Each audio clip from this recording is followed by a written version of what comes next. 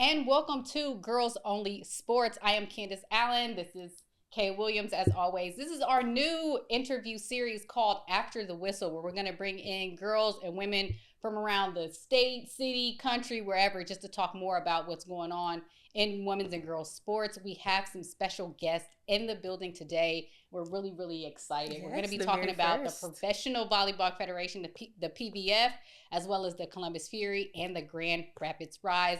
We want to welcome our guests to Girls Only Sports. Thank you so much. We're going to start with Audrey Flaugh. She is the Columbus Fury Community Ambassador, as well as the Fury Color Analyst. She's in the OSU. She's a Buckeye Hall of Fame athlete in volleyball and a member of the Canadian national team. We have Mac Podraza. She's the Columbus Fury Team Services Director, a University of Minnesota Hall of Fame inductee. So we got two Hall of Famers sitting on the couch. Starting big. Right. An NCAA All-American and an analyst for Fox Sports and ESPN. And lastly, we have a player joining us, Mac Podraza. She's a setter from the Grand Rapids Rise from Sunbury, Ohio. So we have some local talent here. Mac finished her collegiate career at Penn State after 4 seasons at OSU. Shout out one time for the Buckeyes. She is the first player in OSU history to be named Big Ten Setter of the Year and was named to the 2022 Women's Collegiate National Team. Welcome, Audrey. Welcome. Yeah, that's how we start off. Right. Yeah, we're starting big. How are you guys feeling? Good. Feeling great. Thanks so much for having us. Good. We truly appreciate you guys for being here. But we just want to start off, Audrey, if you can give us just a little bit more information on what you do as the community ambassador, as well as your job to be the color analyst for the Fury. Absolutely. Well, my job as community ambassador is really to try to link the volleyball community with the Columbus Fury. So part of that was knowing Angel Perez is from Puerto Rico and really had no connection to the volleyball community in Central Ohio. And our CEO is really a hockey guy. So neither one really knew much about the club volleyball teams that we have here that are so strong in Central Ohio. They really weren't familiar with many of the D2 coaches. So it was really my job to kind of link them together, make sure they were at the right events, shaking hands with the right people, and really trying to bring that volleyball community that, again, is so strong, not only in Central Ohio, but the state of Ohio, get those people to come to our matches. And I think we did a tremendous job this year doing that. Definitely so. And for you, Chris, as Team Services Director, could you share a little bit more? Yeah, sounds fancy. It's really not. I'm kind of the person that does a lot of the behind the scenes things. I do a lot of logistics, a lot of the travel, food, the gear, the uniforms. The stuff that matters. Yeah. I found our practice facility and I arranged housing for the athletes and cars for our international athletes. If there wasn't somebody to do it, I could do it generally. And with a volleyball background, I helped Audrey a little bit here and there. If there was a need in marketing, I had my fingers in. She did it all. Wore many hats. Yes. Wore many hats. And then for you, Mac, in case anybody's not familiar with the game, can you just break down what exactly a setter is and what you do in your position? Yeah, for sure. We like to call the setters a little bit like the quarterback. We can relate it back to football. The setter's the one that throws the ball. I'm setting the ball to my hitters. So like a quarterback would throw to the wide receivers. I'm the one that's setting the ball. I touch the second contact and I set my hitters and set them up to be able to get a kill. So they're the ones that do the big flashy kills and I'm the one that sets the ball to them. Makes them look good. Right. Try to at least. Can't do without you then. Yeah, and I would say too, the setter, in my opinion, is the most important position on the floor. They're touching every second ball or should be touching every second ball. So they really have a huge impact on the outcome of the match. And I think we've seen in the Pro Volleyball Federation teams that have really talented setters do very well. Yeah. So it's no surprise that Mac's team did very well. She had a lot to do with that. For sure. Definitely. So just to get into the season a little bit, obviously an inaugural season, it's the first one. There's always ups, downs, and everything that goes around. But what are your thoughts just from an organizational standpoint, a league standpoint, from all three of you, just about the inaugural season of the PVF? Right. Well, first of all, I think I should start off by saying I was so pleasantly surprised that there was a pro volleyball team here in Central Ohio. So with that being said, I was going to take all the bumps and bruises that we got along the way and the learning curves that we all had to kind of follow as the season went on. But I was pleasantly surprised with the level of play. I was surprised at how hard every organization was working to do the very best they could to fill the arenas, to have talented players on the team, to really follow through with the promises that were made. I think people like Chris Podraza, who were able to just do a lot of the really heavy lifting from an organizational standpoint. So I was really surprised at how well it went, despite some of the bumps along the way. For the first season, I would say it was as good as I could have imagined it to be. For sure. Yeah, I agree. From a player's standpoint, I think one of the biggest things that we all talked about, I think within my team at Grand Rapids, but then as an organization, like I think we all communicated, we all talked, we all hung out after matches and stuff like that. We all talked about like, hey, how's it going in your team? Like, how's it going in your organization? That kind of thing. And I think it was cool to see that everybody was like, it's a little rocky, but we all understood the fact that this was a startup. Like, this is the first time it's ever happened, and we need to have our expectations kind of ground zero, and anything that's above that is just a bonus. So I think the girls in the league this season did a good job of realizing that, like, hey, we want to push and like make sure that we have the highest standard, but also like there's going to be some bumps to make sure that we get there. And I think we're getting there. After this first season, there were a lot of bumps that we overcame, and then a lot of things that are like, okay, next season we'll really overcome these things and it'll keep the ball rolling. So I think as a player standpoint, we did a good job of not thinking that we're going to be all the way up here at the very top, because it's going to take some years and some levels to finally get there. Right. Yeah, I think definitely. the key word is startup. Yeah. Anybody that's built a business knows. For sure. First year ain't gonna be. Right. Gotta work out the kinks Right. first along the sure. way. Yeah. Yep. And then Mac, touching on it being on the first season, you had a pretty decorated collegiate career, but you did go undrafted. What was that like? That process like, as far as like fighting for a roster spot in Grand Rapids? Yeah, it was kind of a crazy time. My season ended at Penn State. And I will say my season at Penn State didn't go exactly how I thought it would. We finished in the Sweet 16. Yeah. So saying that it was unsuccessful would be a disservice to the players and the team there.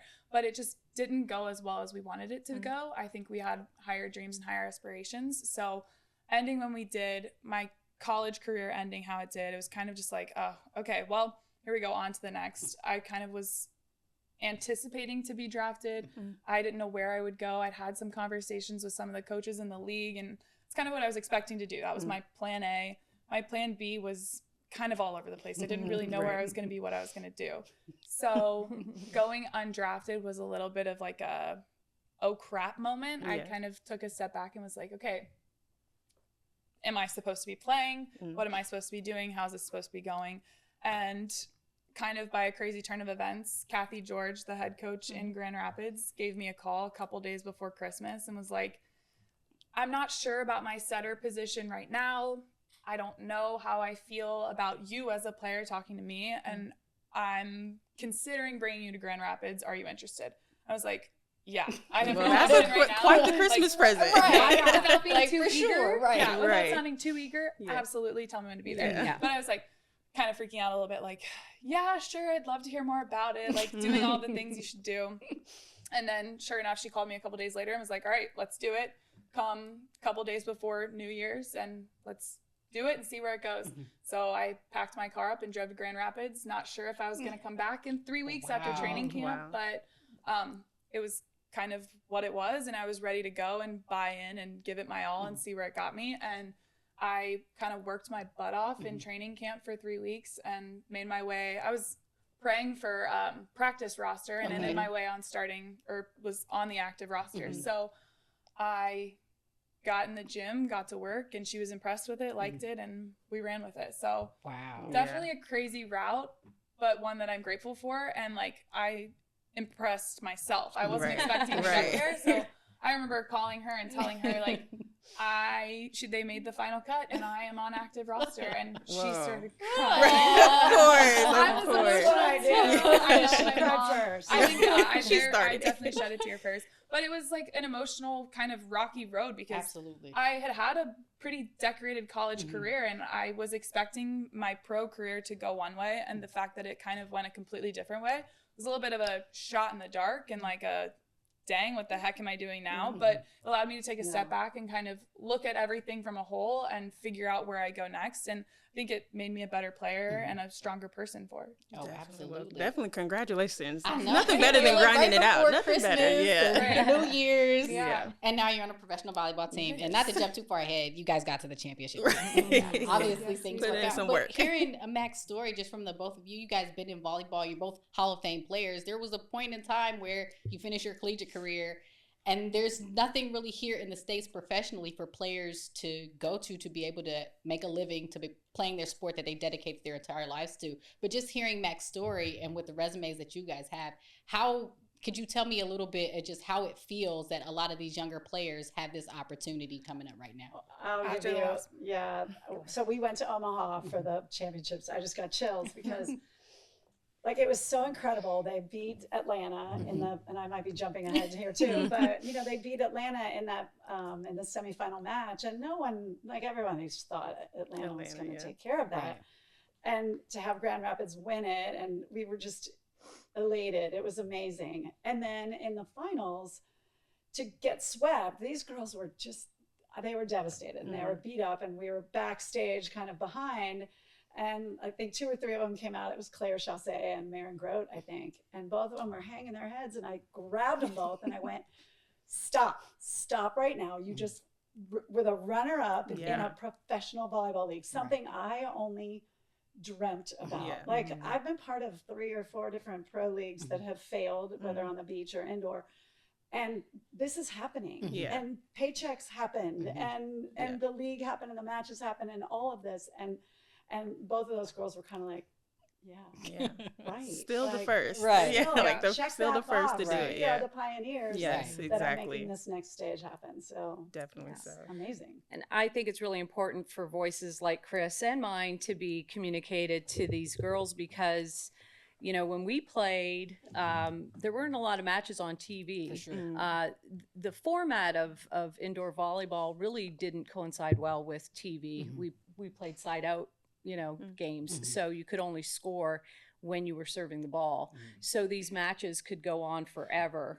And so it really didn't fit into a nice little TV package. So, you know, with the evolution of the game and just the level of play, I mean, these girls have so much to be proud of. And it's people like us that kind of keep them grounded, like, hey, You did be happy you didn't play in the late 80s, early 90s, right? It's been super fun to watch, and I think it's been I just so appreciate everybody's efforts to make this league run and run well, because again, we played when there weren't these opportunities. So I feel like women in general, women's volleyball players are so fortunate to be playing right now.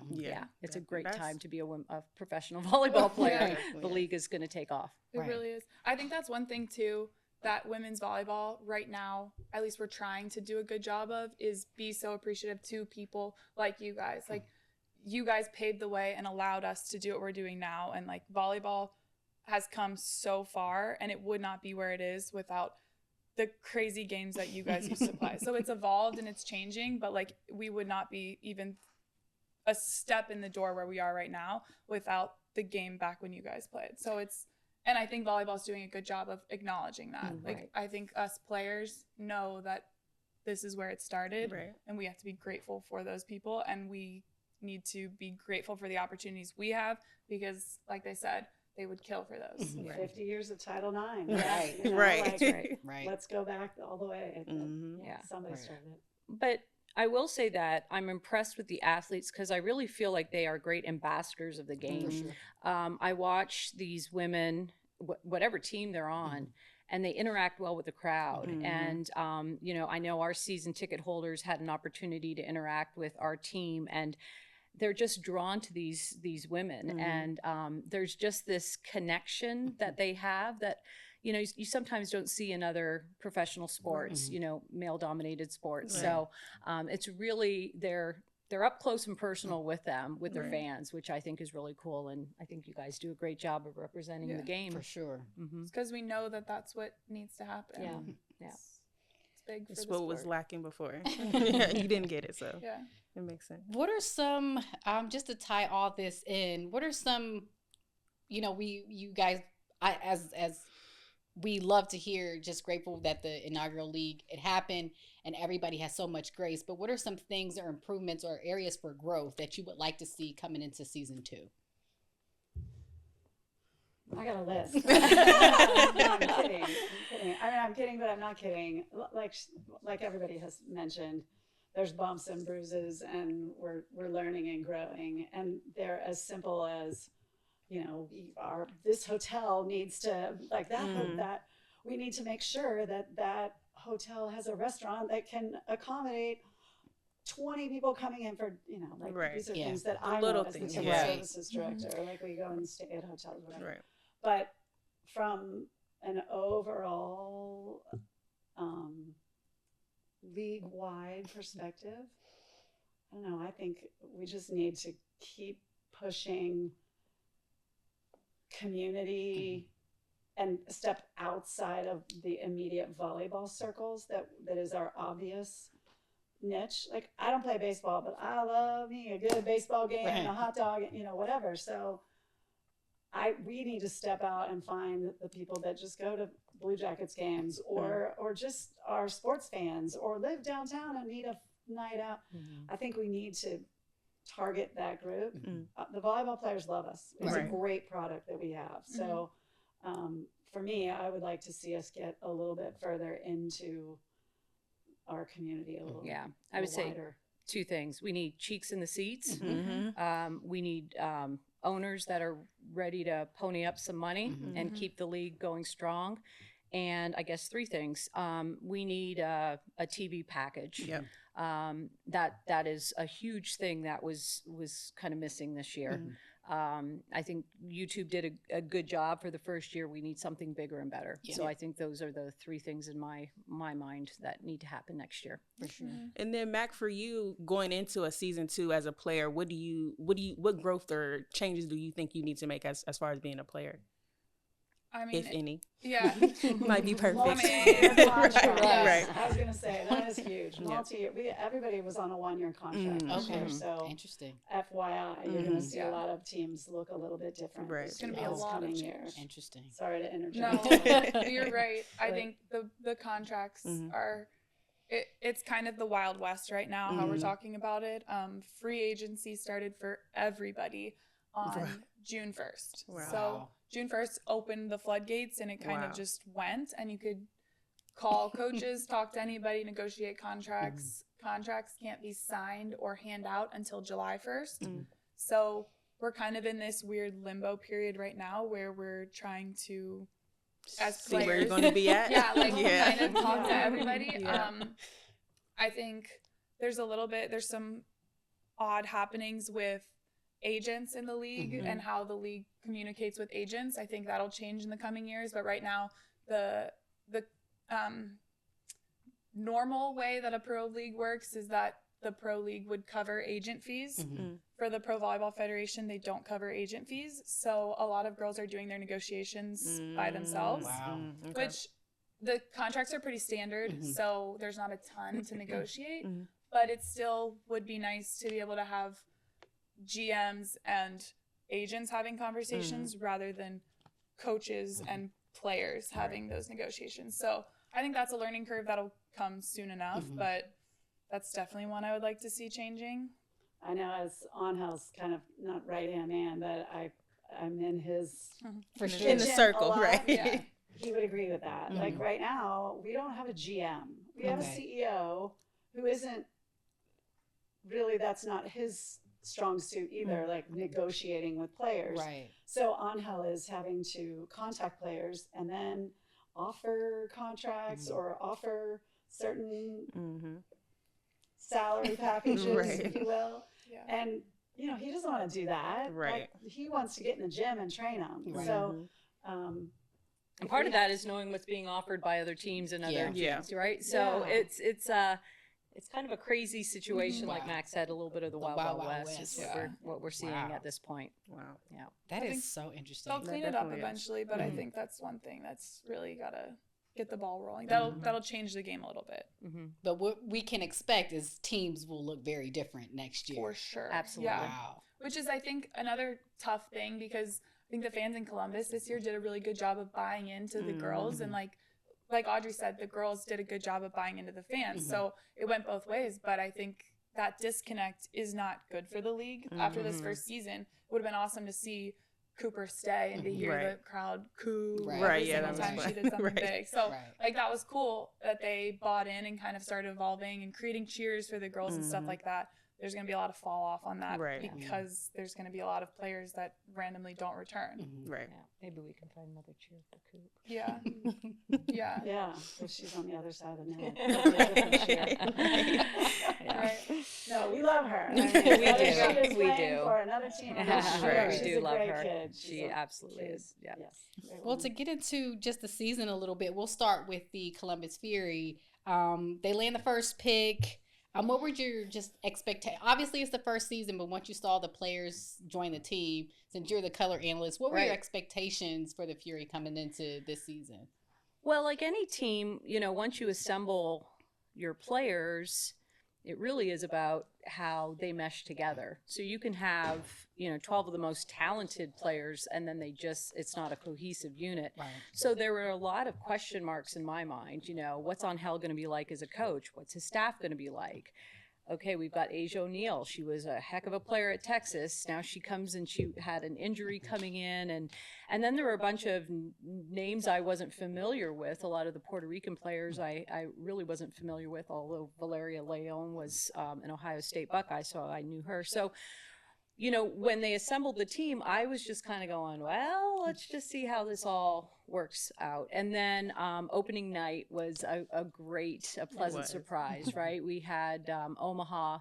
The place was packed. We had 9,000 people, 4,000 of which were club volleyball players, which we were really, really happy to get that number turned out. So, and they looked really good. When you look at the roster, you would think, oh, well, maybe this player isn't the best in this position, but that night they all worked together so well, and they were really impressive. So, and over the course of the season, it was really interesting because players got added to the roster and players left, and so it was a little bit of a roller coaster ride, not knowing really what our identity was, and then it kind of surfaced again. And then I think road trips were really, really difficult. We did not play well on the road, and whether that was the travel logistic or whatever it was, the logistics of that. But yeah, as a color analyst, it was like you just didn't know what was going to happen on any given night, and even the top teams were being beat by some of the teams that were somewhat lower in the ranking, although the standings were really tight the whole year. So yeah, it was just exciting from that standpoint, just watching the team evolve and players kind of surface and really embrace their roles. Yeah, little unexpected season. Yeah, I didn't know what we were going to get. Yeah, definitely. And then Mac, I guess for you, as far as being a player coming into the new league, what was it like for you as far as like that inaugural season? Yeah, I think so. We opened our season against the Fury actually at home. We had, I think, the second match of the PVF was at home against the Fury. So it was cool for me my first pro game. My mom got to be there. That was fun. It was cool. Yeah. I cried again. Of course. Typical. No. It's fine. Anymore. She's It's all just good. proud of me. Yeah. It's cool. But no, it was just a really cool feeling to be a part of something that's never been done before. And the girls in our locker room did a really good job of talking about that. We talked about it before matches.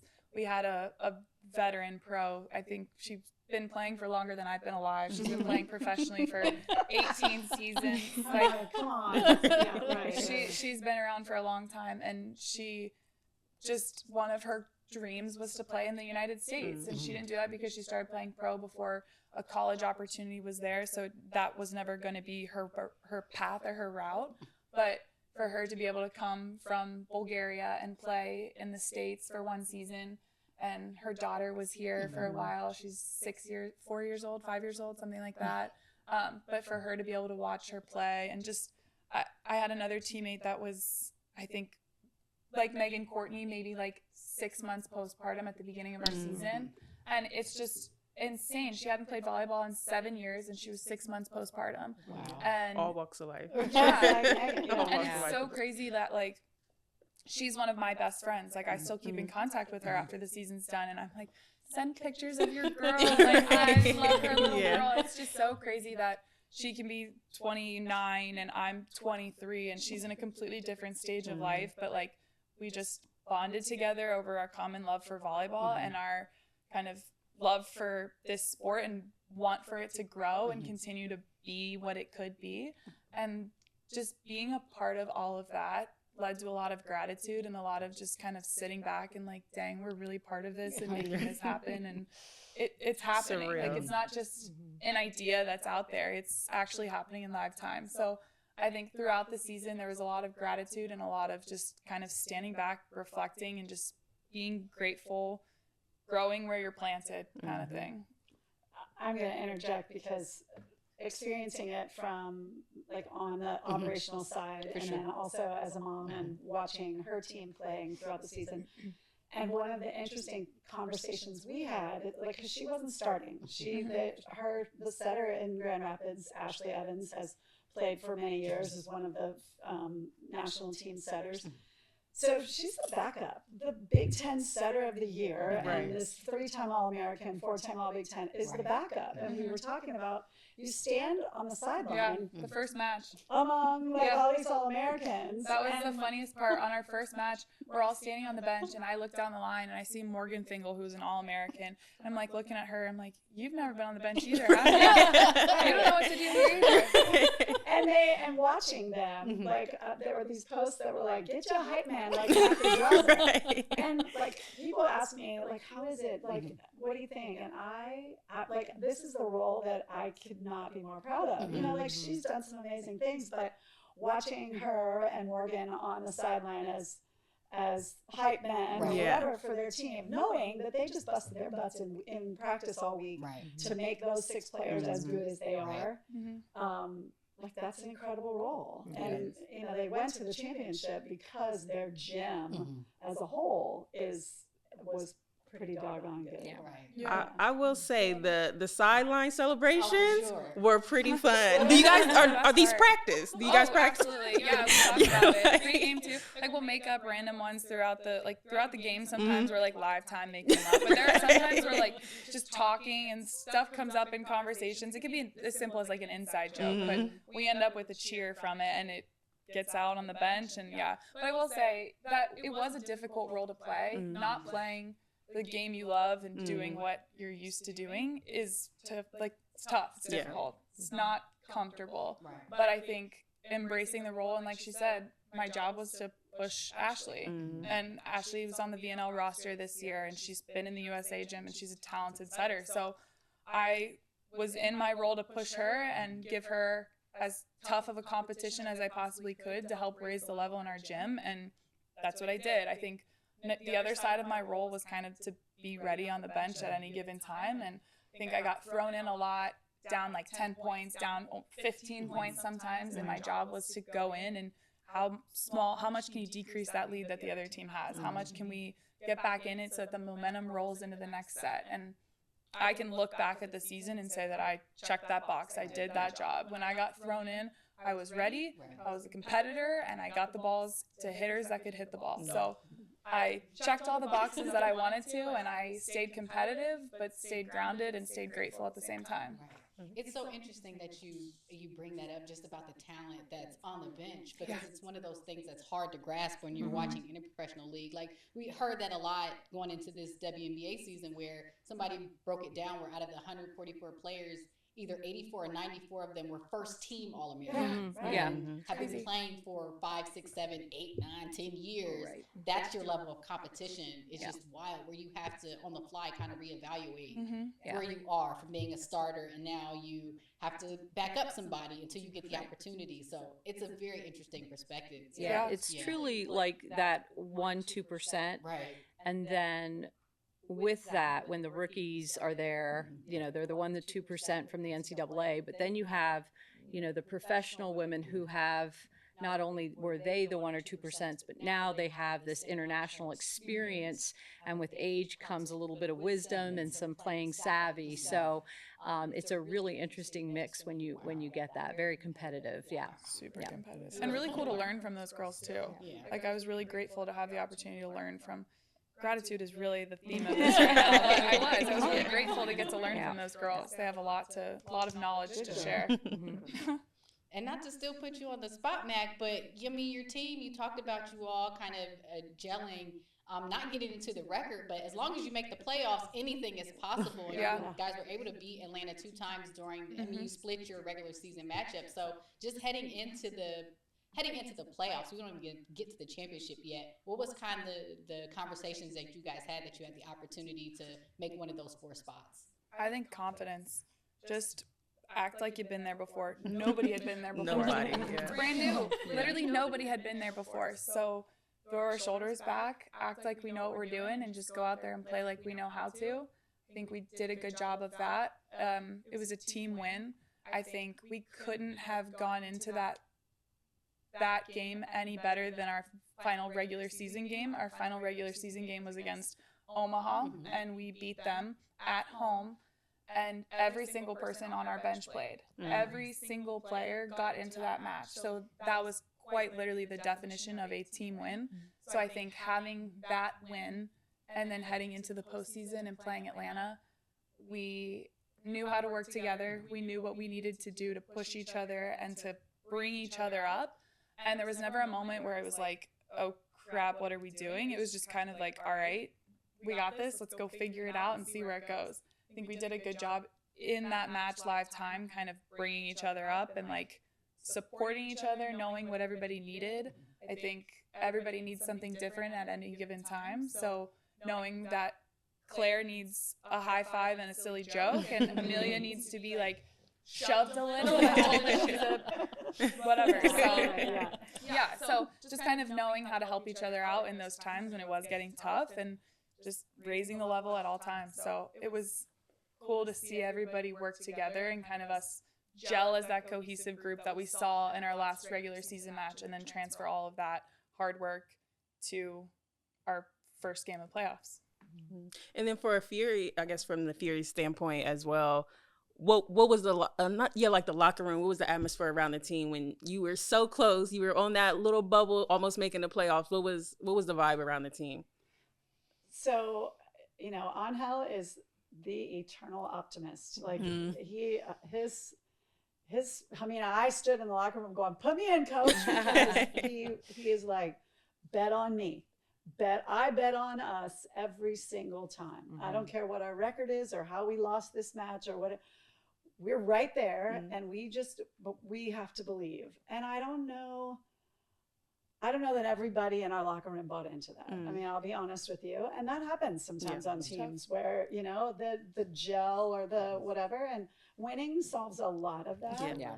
And what did we go on, a 7-game skid, I think, and it was like after a trade, and I don't know that everybody handled that as well as typical, overseas, internationally, trades happen and people come and go, and that's how that is. But, in NCAAs, you don't get traded from your college team. Right. You may get benched or, whatever, but you're still there, and everybody's, and we had some influx things. Weird. Yeah. So I think it was difficult to maintain that love.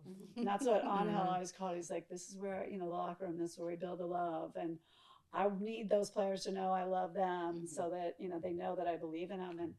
And that was always his mission. I just don't know that it happened that well this year.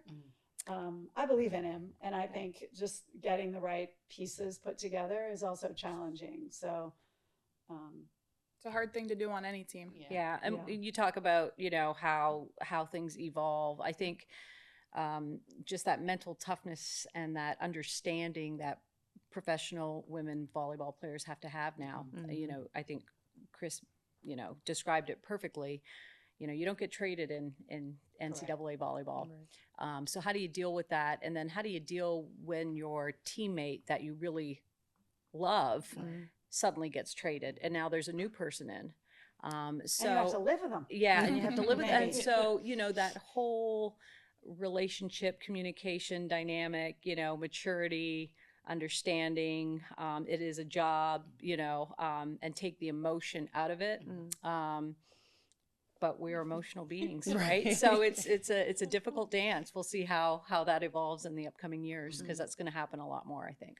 What will your expectations be next year? Well, now we've learned that things may look a lot different team-wise, but what would you say you would want the Fury's expectations, on-court expectations, to be next year? I always want a team that works really hard, a team that's fun to watch, a team that is cohesive. And when I say that, I think, the systems that are in place, whether the type of offense that's being run, the type of defense that's being run, that they're playing as a unit, and that the fans can see that it's not a big discombobulated mess. So I really expect that just our level of play gets better. And gets more consistent. That's really what I want to see from, a fan's perspective. It's not fun being on this roller coaster ride, but with that too comes this, the truth is the league is very talented, and there's no gimme wins here. You look at San Diego Mojo, they lost a bunch at the beginning of the season, and then there they are, they took off at the end. So you really can't just bank on your performance the night before. I think you really have to go in and train hard. But with that too comes, fatigue and travel, and we talked a little bit about that, and just, as a coach, just being able to manage that, because the season is long. And you talk about Megan Courtney being, how old is she, 30? Yeah. 30. Her body is going to need to rest. These elite women that are older, that have a ton of reps in their body, they're going to need a different kind of recovery than maybe a Mac Podraza. Yep, for sure. Yeah. Well, somebody here went to the semifinals and the championship, which had, just first off, just how was that experience? I mean, first professional league volleyball championship that we've had this year with the PVF. Just how was going into it, your guys' experience in the atmosphere being in Omaha? Yeah, I have to give a lot of credit to the PVF, to the city of Omaha, to the Sports Commission in Omaha, all of the people that helped put the event on. They did a really good job and made all of the teams feel important, and like this was actually happening, and like this was a big deal. So I think they did a good job in Omaha, in-house. I think Omaha's a great place for it. Nebraska loves volleyball. Volleyball that's what's played in Nebraska. Yeah. So, I mean, 92,000 in a football stadium. Nebraska knows volleyball. So having it in Omaha was great. The fans in Omaha are awesome. The people in Nebraska are awesome. So the fans were cheering for good volleyball. In our semifinal match, it was pretty funny. I think we had taken over the hearts of the Omaha Supernova fans, because it got pretty loud. I can remember at one point there was a challenge. I think we called for the challenge, and I'm in a huddle with my teammates. We're doing something goofy on the sideline, and then the point is awarded to Grand Rapids, and we hadn't known anything, but the crowd erupted. We were like, wait, what's going on? Like, what happened? Like, we weren't sure what even happened, and then we realized, oh, okay, we got the fans on our side now. Like, that's when I think we realized that the tables really could turn, and that we could actually take this and run with it. So I think Omaha was a really good place for it.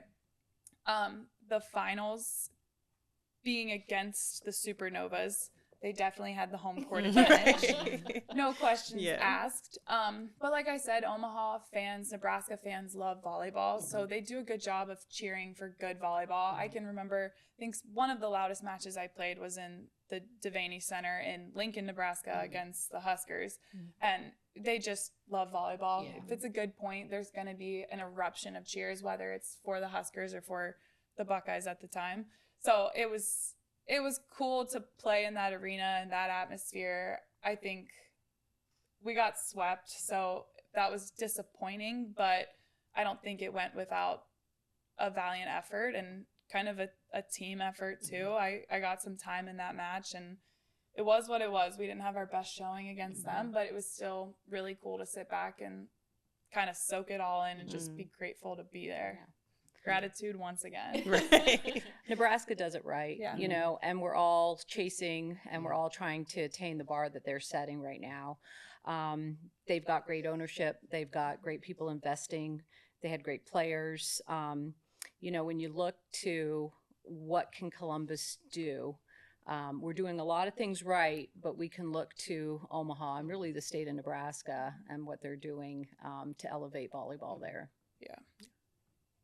And your experience, Chris, I mean, you get it from a organizational perspective, meaning that you're part of the team and seeing another team go to the semifinals and finals, but then you get to see your daughter in a semifinals and a professional league championship. How was that entire experience for you? Well, you know, having been to Omaha just the week before with the Fury for a match, you know, I'm in the stadium, I'm on the bench, I'm down on the whatever, and then I go and I'm just, you know, the riffraff with the common folks up in the stands and watching her play and just like taking it all in and watching it. And I remember mentioning to my husband, I want to try and soak this in as a fan to understand what it's been like for just your general people that came to a pro volleyball match. Like who's been to a, you know, it's different. It's NCAA is all about the volleyball game, but a pro event has cheerleaders, you know, or I don't mean the like, mobsters. The mobsters, yeah, My we have the favorite. mobsters, or we have like a DJ, and we have, like there's just these elements of, and I call it the show, that elevate it to a different level of volleyball and a different level of a product. So to be in Omaha and watch the show was awesome. And to go, okay, we need to do that. And shout out to the PVF, and a lot of people from the Fury staff had a lot to do with that show, because the PVF, if you know, this is we have a lot of the people from the league are here in Columbus, as the league started here or was housed here. So those people did an amazing job. The volleyball product is easy and it's awesome, but then the surrounding things that give your everyday little girl the chance to, you know, whatever, to catch a t-shirt and do all of the other things. It was awesome. And watching my kid isn't bad. And then you talk about the show, this can be from whether in a game for you, Mac, or even an out of game moment. What was the best moment, most memorable for you guys throughout this first season? That's a good question. I think there was so much good. Yeah. Give us a little top three, maybe. I know. I mean, I don't think I'll ever forget our first win at home. I think that was just so cool. We had a great fan base too. Grand Rapids did a good job. The fans in Grand Rapids, I was pleasantly surprised. I didn't know anything about Grand Rapids, Michigan. When she called me, I was like, I mean, I guess I have no idea where I'm moving to. I have no idea what I'm getting myself into. Right. It's like, where on the mitten is that? But getting there, getting to know the city. Grand Rapids loves sports. They've got a minor league hockey team, a minor league baseball team, a G League basketball team. So they've got a lot of buzz, and there's a lot of people going to those games and wanting to buy into sports. But having the Pro Volleyball Federation, having the Rise in Grand Rapids was a way bigger deal than I realized it was going to be. So I think that first match, that first win against my mom's team, just having her there, my dad was there too, them being there, us taking the win, Grand Rapids fans erupting and being pretty bought in, and then just the evolution of where the season went. I think that first match was definitely my top moment. I think a close second is the fans buying into one of our favorite cheers. We played this silly little song, Monster Block, after every single big block. And at first it was tough to get the fans to buy in, because we would all like dance around kind of and like do big monster block hands. And eventually, well, I mean, whatever. Yeah, we were monster blocking. And so, but it took a while. And by the end of the season, when somebody would get a huge block, like without fail, the whole crowd was monster blocking, and it was awesome. So like just seeing the fans buy in the same way that I feel like the Columbus fans bought in really well. Yeah. Oh yeah. Yes, on Ivanya's serve. the Yeah, booze. that was cool. So just like the evolution of the fans and seeing people wearing Grand Rapids Rise gear in the community and running into people, and they're like, "You're really tall. What do you do?" I'm like, "I play professional volleyball." And they're like, "Oh, I heard about that." And like, "Here, come to a match. I've got a schedule in my purse." Like that kind of stuff was really cool. So those are my top 3. My favorite moment was just our very first match. You know, obviously I was doing the color. And so like Chris said, you sometimes get so involved in your job that you kind of can't soak in the whole atmosphere. But there was a moment when I looked around and I saw the club girls all up and dancing. You know, our DJ did a great job of getting the crowd involved. And I remember just thinking, man, this is big time. Like we've got 9,000 people here.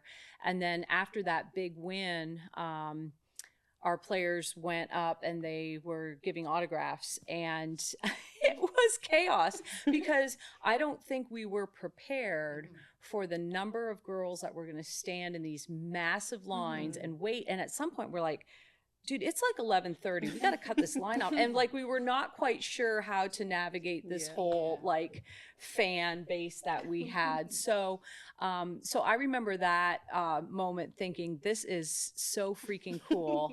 You know, wins are always great. So that first win was one I will always hold dear for sure. Gosh, I know. Yeah. Well, so our first event was amazing. Yeah. I'm going to even go a step before that. I sat in a staff meeting. It was our first staff meeting ever.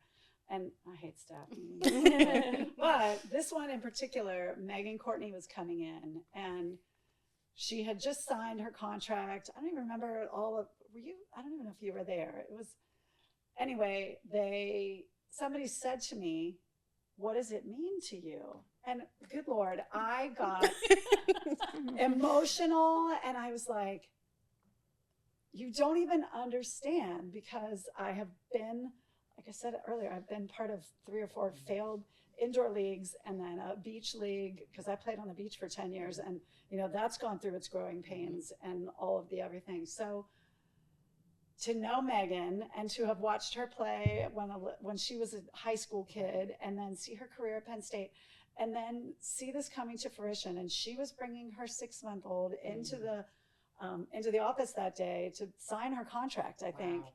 And like, even talking about it now, I get kind of chills and a little emotional thinking, this is what it's about. And her daughter is going to have these opportunities because of what she's doing, because we kind of had to talk her into coming out of retirement. She was done. She was having babies and the whole thing. And she's still obviously a phenomenal player, but had kind of hung up the knee pads. Like, I'm ready to do the next phase of my life.